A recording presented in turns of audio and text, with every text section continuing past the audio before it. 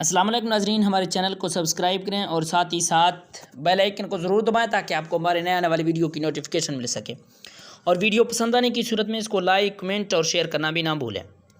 قیصر کے اس فرمان نے عیسائیوں کے مذہبی جذبات میں آگ لگا دی اور وہ طوفان برق و باد کی طرح انطاکیہ پہنچ گیا۔ رومیوں کی پرجوش جنگی تیاریوں کو دیکھ کر لشکر اسلام کے سالار حضرت ابو عبیدہ نے اپنے تمام فوجی افسروں کو طلب کر کے ان سے مشورہ کیا کہ اس صورتحال میں کیا حکمت عملی اختیار کی جائے۔ ہر افسر نے اپنے ذہن کی رسائی کے مطابق مختلف رائے پیش کی۔ بالآخر طویل بحث کے بعد امور جنگ کے سارے ماہرین اس بات پر متفق ہو گئے کہ مختلف محاذوں پر تعینات مسلمان سپاہیوں کو ایک مقام پر جمع کر لیا جائے۔ نتیجتاً تمام مجاہدین اسلام دمشق میں یکجا ہوئے۔ اس کے بعد حضرت ابو عبیدہ نے مقبوضہ علاقوں کے عیسائی مردوں کو ایک طویل و عریض میدان میں جمع کر کے ان سے مختصر خطاب کیا: ہمیں افسوس ہے کہ ہم اپنی بے پناہ مصروفیات کے باعث تم لوگوں کی حفاظت کی ذمہ داری نہیں لے سکے، اس لیے جزیہ حفاظتی ٹیکس کی ساری رقم واپس کی جاتی ہے۔ حضرت ابو عبیدہ کی تقریر سن کر تمام عیسائی رونے لگے۔ پھر جب لشکر اسلام دمشق چھوڑ کر اردن کی طرف جانے لگا تو سارے عیسائی اشکبار آنکھوں کے ساتھ یہ دعا کر رہے تھے: خداوند تمہیں حفاظت کے ساتھ واپس لائے کہ تم اس زمین پر بسنے والوں کے لیے امن سلامتی کا سائبان ہو۔ حضرت ابو عبیدہ نے اردن پہنچ کر رومیوں کا مقابلہ کرنے کے لیے جرموک کا میدان منتخب کیا۔ جرموک کے قریب ہی ایک مقام دیر الحلیل ہے جہاں رومی فوجی جمع ہو رہے تھے۔ ان کی تعداد 2 لاکھ سے زائد تھی۔ اس کے برعکس مسلمان سپاہیوں کی تعداد 20 یا 30 ہزار کے درمیان تھی۔ پہلا معرکہ رجب 15 ہجری میں ہوا، جس میں مسلمانوں کا پلڑا بھاری رہا۔ رومیوں نے کچھ دنوں کے لیے جنگ روک دی اور مصالحت کی تجویز پیش کی۔ حضرت ابو عبیدہ نے سیف اللہ حضرت خالد بن ولید کو سفیر بنا کر قیصر روم کے پاس بھیجا، مگر یہ سفارت ناکام رہی۔ رومی دوبارہ میدان جنگ میں نمودار ہوئے۔ اب کی بار ان کا جوش و خروش و وحشت کی حدوں کو چھو رہا تھا۔ عیسائیوں کے وہ مقدس راہب جنہوں نے برسوں سے آسمان نہیں دیکھا تھا، وہ اپنی اپنی عبادت گاہوں سے نکل کر عام سپاہیوں میں شامل ہو گئے تھے۔ کچھ پادریوں پر جنونی کیفیت طاری تھی کہ وہ ہاتھوں میں سلیبیں اٹھائی عیسائی لشکر کے آگے آگے تھے۔ وہ چیخ چیخ کر اپنے ہم قوموں کی ہمت بڑھا رہے تھے: آگے بڑھو اور صفحہ ہستی سے مسلمانوں کا نام و نشان تک مٹا ڈالو۔ آج دنیا کی کوئی طاقت تمہارے مقابل نہیں ٹھہر سکتی، اس لیے تمہیں حضرت یسوع مسیح کی تائید حاصل ہے۔ 3000 رومی سپاہیوں نے اپنے پیروں میں بیڑیاں پہن رکھی تھیں تاکہ میدان جنگ سے فرار ہونے کا خیال بھی ان کے دل میں نہ آئے۔ رومیوں کے یہ تیور اور انداز دیکھ کر حضرت خالد بن ولید نے نئے سرے سے اسلامی فوج کو ترتیب دی اور مجاہدین کو 36 حصوں میں تقسیم کر دیا۔ پھر ایسی خون ریز جنگ ہوئی کہ یرموک کا میدان انسانی لاشوں سے پھٹ گیا۔ اس معرکہ آرائی میں 1 لاکھ کے قریب رومی سپاہی قتل ہوئے اور 3000 اہل ایمان نے جام شہادت نوش کی۔ جب قیصر روم کو اس عبرتناک شکست کی خبر ملی تو شدت غم سے اس کا سرخ و سفید چہرہ دھواں ہو گیا۔ پھر وہ انتہائی حسرت و یاس کے عالم میں سینے کو بھی کرتا ہوا شام سے قسطنطنیہ چلا گیا۔ حضرت ابو عبیدہ کا بھیجا ہوا قاصد فتح عظیم کا مسودہ لے کر برق رفتاری کے ساتھ مدینہ منورہ کی طرف بڑھ رہا تھا کہ امیر المومنین حضرت عمر فاروق جنگ قدسیہ کی طرح جنگ جرموک کا نتیجہ جاننے کے لیے کئی راتوں سے جاگ رہے تھے۔ پھر جب قاصد نے لشکر اسلام کی سربلندی اور سرخروئی کی خبر دی تو حضرت عمر فاروق مضطرب ہو کر مسند خلافت سے اتر کر سجدے میں چلے گئے۔ معبود حقیقی کا شکر ادا کرنے کے لیے جب حضرت عمر کھڑے ہوئے تو آپ کی آنکھوں سے آنسو روا تھے اور اس زبان مبارک پر یہ مقدس کلمات جاری تھے: سبحان اللہ والحمد للہ ولا الہ الا اللہ واللہ اکبر۔ ایران کے بعد دوسری عظیم طاقت روم کا غرور بھی خاک میں مل گیا تھا۔ حضرت عمر فاروق نے فلسطین کی جنگی مہم حضرت عمرو بن عاص کے سپرد کی تھی، مگر درمیان میں جنگ جرموک چھڑنے سے وہ مہم ادھوری رہ گئی تھی۔ کیسر روم کی اقدار کا خاتمہ ہوتے ہی حضرت عمرو بن عاص نے آگے بڑھ کر بیت المقدس کا محاصرہ کر لیا۔ عیسائی قلعہ بند ہو کر مقابلے کرتے رہے۔ اس دوران حضرت ابو عبیدہ بھی اپنی لشکر کے ساتھ بیت المقدس پہنچ گئے۔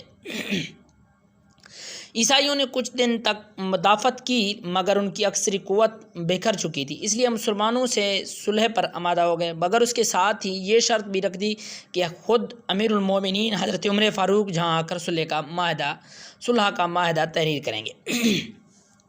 یہ بڑی عجیب شرط تھی، مگر حضرت ابو عبیدہ نے فوراً ہی قاصد کو ایک خط دے کر مدینہ کی طرف روانہ کیا۔ خط میں یہ عبارت درج تھی کہ اگر امیر المومنین بالنفس و نفیس جہاں تشریف لے آئیں تو بیت المقدس جنگ و جدل اور خون ریزی کے بغیر مسلمانوں کے قبضے میں آ سکتا ہے۔ حضرت عمر فاروق نے حضرت ابو عبیدہ کا خط پڑھا، حضرت عثمان غنی حضرت علی سے مشورہ کر کے بلایا،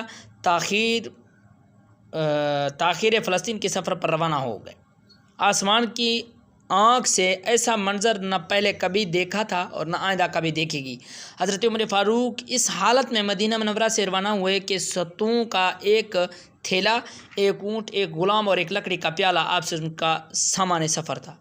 نہ چھتر شاہی، نہ فوج کثیر، نہ طبل و علم، نہ محافظ و نقیب کیسر و کسریٰ کے تاج جس کے قدموں کا غبار بن چکے تھے۔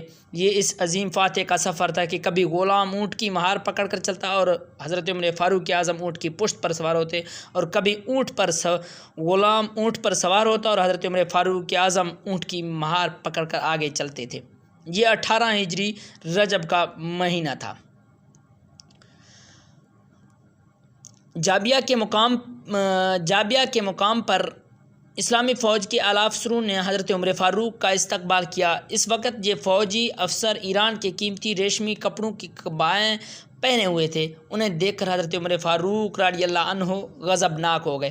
تم لوگوں نے اتنی جلدی اسلامی سادگی کو چھوڑ کر اجمیوں کی عادتیں اختیار کر لیں۔ فوجی افسران نے ریشمی قباؤں کے دامن اٹھا کر دکھائے جن کے نیچے جنگی ہتھیار موجود تھے۔ حضرت عمر فاروق خاموش ہو گئے۔ بیت المقدس کے عیسائی رئیس بھی جابیہ پہنچ گئے۔ پھر اسی مقام پر وہ تاریخ ساز معاہدہ تحریر کیا گیا جس کی تفصیلات حسب ذیل ہیں۔ یہ وہ امان ہے جو اللہ کے غلام امیر المومنین حضرت عمر رضی اللہ عنہ نے اہلیہ کے لوگوں کو دی۔ یہ امان ان کی جان، مال، گرجا، سلیب، تندرست، بیمار اور ان کے تمام مذہب والوں کے لیے ہے۔ ان کے گرجوں میں نہ سکونت اختیار کی جائے گی اور نہ وہ ڈھائے جائیں گے، یہاں تک کہ ان کے احاطے اور چار دیواریاں بھی محفوظ رہیں گی۔ نہ ان کی سلیبوں کو نقصان پہنچایا جائے گا اور نہ ان کے مال میں کچھ کمی کی جائے گی۔ مذہب کے بارے میں ان پر کوئی جبر نہیں کیا جائے گا۔ واضح رہے کہ اعلان میں لوگوں کے ساتھ یہودی رہنے نہیں پائیں گے۔ اہلیہ والوں نے پر فرض ہے کہ وہ دوسرے شہروں کی طرف جزیہ ادا کریں اور یونانیوں کو اپنے علاقے سے نکال دیں۔ ان یونانیوں میں سے جو شہر سے نکلے گا اس کی جان و مال کی حفاظت کی جائے گی جب تک وہ اپنی جائے پناہ پر نہ پہنچے۔ ان میں سے جو اہلیہ ہی میں سکونت اختیار کرنا چاہے تو اس کے لیے بھی امان ہے، مگر اسے اہلیہ والوں کی طرح جزیہ دینا ہوگا۔ اہلیہ والوں میں سے جو شخص اپنی جان و مال لے کر یونان کے ساتھ نکل جانا چاہے تو وہ بھی مامون محافظ ہے۔ اس تحریر پر اللہ اور رسول خلافۂ مسلمانوں کا ذمہ ہے۔ اس تحریر پر اللہ، رسول، خلافۂ اور مسلمانوں کا ذمہ ہے۔ بشطریقہ یہ لوگ مقرر کردہ جزیہ ادا کرتے رہیں گے۔ اس معاہدے پر خالد بن ولید، عمرو بن عاص، عبد الرحمن بن عوف اور معاویہ بن ابو سفیان گواہ ہیں۔ یہ معاہدہ 18 ہجری میں تحریر کیا گیا تھا۔ اس معاہدے کی تکمیل کے بعد حضرت عمر فاروق بیت المقدس کی طرف روانہ ہوئے۔ حضرت ابو عبیدہ اور دیگر فوجی افسران کے شہر کے باہر نکل کر امیر المومنین کا استقبال کیا۔ اسلام کے عظیم فاتح کا لباس اتنا معمول اور فرسود تھا کہ اسے دیکھ کر مسلمان فوجیوں کو شرم سی محسوس ہونے لگی۔ اس خیال سے امیر المومنین کو اس لباس میں دیکھ کر عیسائی کیا کہیں گے۔ حضرت ابو عبیدہ نے ترکی گھوڑا اور قیمتی پوشاک حضرت عمر فاروق کی خدمت میں پیش کی۔ حضرت عمر فاروق نے فرمایا اللہ نے جو ہم کو عزت بخشی ہے وہ اسلام کی عزت ہے اور وہی ہمارے لیے کافی ہے۔ پھر فاتح ایران اور روم یہی بوسیدہ لباس پہنے ہوئے بیت المقدس داخل ہوئے۔ سب سے پہلے مسجد اقصی میں حاضر ہوئے اور چند آیات قرآن پڑھ کر محراب داؤد کے قریب طویل سجدہ ادا کیا۔ اللہ تعالیٰ نے مسلمانوں سے کیا ہوا وعدہ پورا کر دیا، اگر تم لوگ مومن ہو تو پھر تم ہی دنیا پر غالب رہو گے۔